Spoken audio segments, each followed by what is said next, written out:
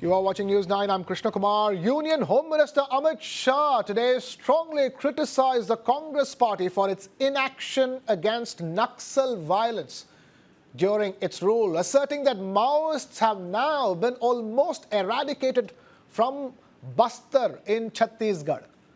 Speaking in the Lok Sabha debate on efforts to free the country from left-wing extremism, Amit Shah said that 12 states had once formed the Red Corridor, with 12 crore people living in poverty and over 20,000 people, including 5,000 security personnel, killed due to Naxal attacks.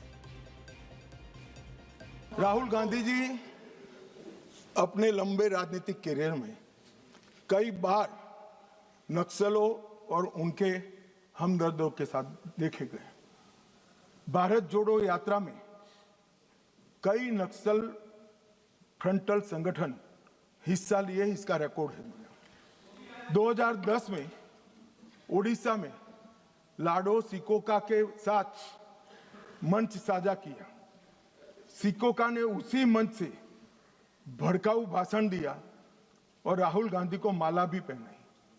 2018 में हैदराबाद में गुम्माडी विट्ठल राव उर्फ गद्दार से मुलाकात की, जो विचारधारा के करीब रहे। मई 25 कोऑर्डिनेशन कमेटी ऑफ पीस मान्यवर 2025 कोऑर्डिनेशन कमेटी ऑफ पीस इसके साथ मुलाकात की। मान्यवर आज हिडमा जब मारा गया, मान्यवर 172 जवानों को मारने वाला हिडमा जब मारा गया, इंडिया गेट पर नारे लगे, कितने हिडमा मारोगे, हर घर से निकल लेंगे हिडमा। ये वीडियो को राहुल गांधी ने स्वयं ट्वीट किया है। कैसे बच सकते हैं?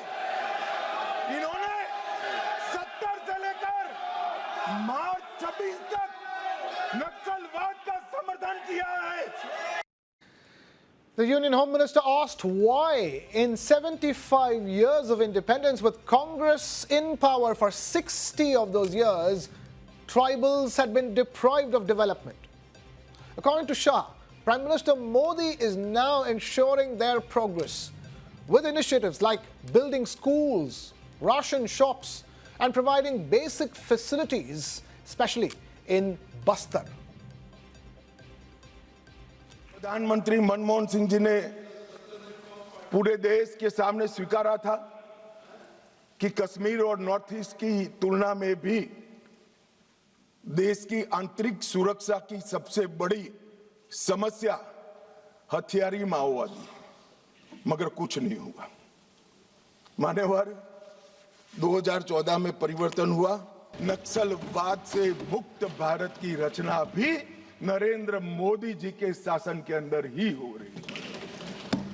ये 12 साल एक प्रकार के देश के लिए बहुत शुभंकर साबित हुए।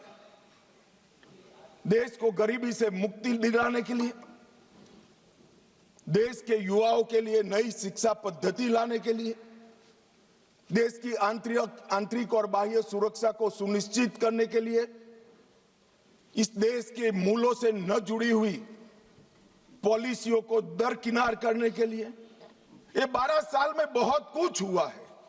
मगर मैं मानता हूं, अगर कोई पॉलिटिकल साइंस का विद्यार्थी इसका रेटिंग करना चाहेगा कि ये सारी चीजों से सबसे बड़ा फायदा किस फैसले और किस सिद्धि से हुआ है, तो निसंकोच वो पॉलिटिकल साइंस का विद्यार्थी नक्सल मुक्त भारत को नंबर 1 पर रखने से जरा भी नहीं।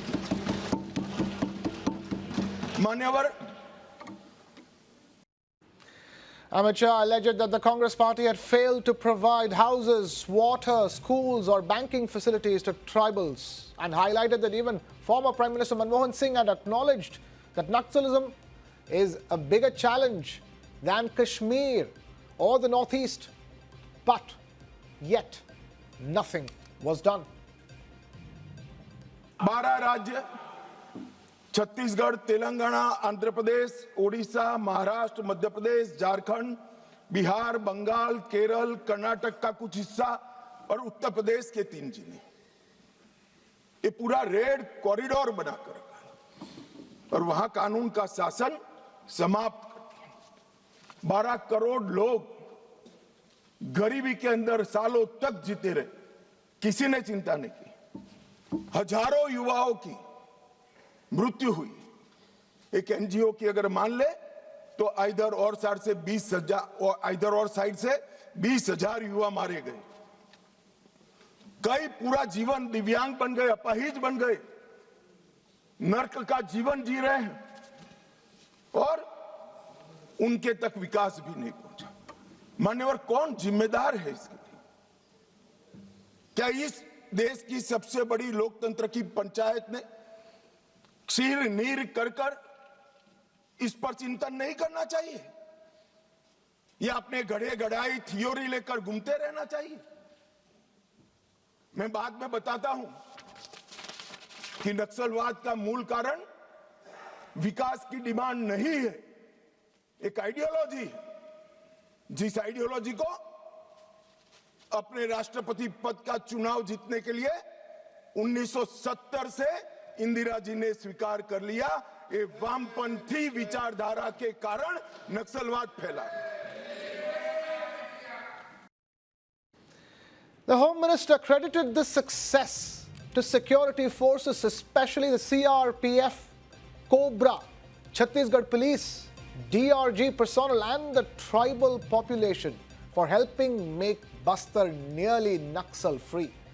He emphasized that anyone taking up arms will face consequences and stressed that the Constitution provides the way to address injustice, not violence. Shah concluded by calling the eradication of Naxalism in Bastar one of the biggest achievements of the Modi government.